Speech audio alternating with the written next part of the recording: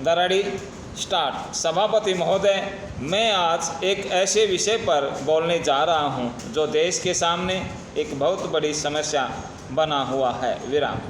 आजकल कृषि पर बहस चल रही है। मैं कल से सुन रहा हूं, कई लोगों ने तो सरकार की बड़ी तारीफ की है कि वह बहुत ही अच्छा काम कर रही है। विराम।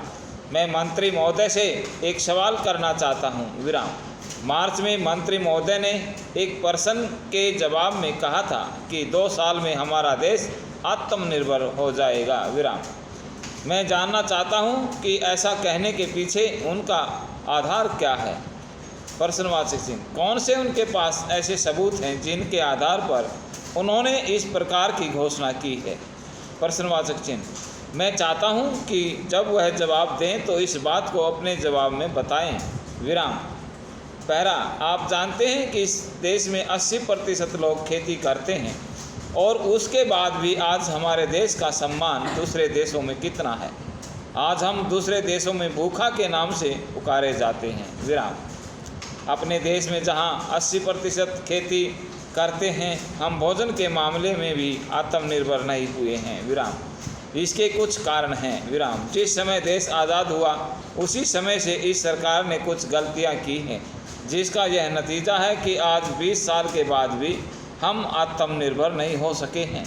विराम।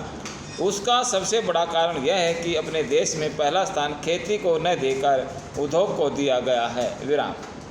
उद्योग हमारे देश के लोगों की जीविका का मुख्य साधन नहीं हो सकता है। विराम।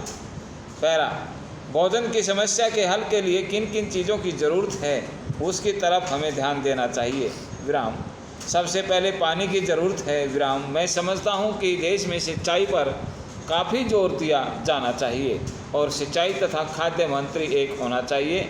विराम। यह मेरी मांग है। विराम। पहला, पानी के बाद खेती के लिए खाद भी जरूरी है। विराम। खाद का स्थान दूसरा हो सकता है। विराम।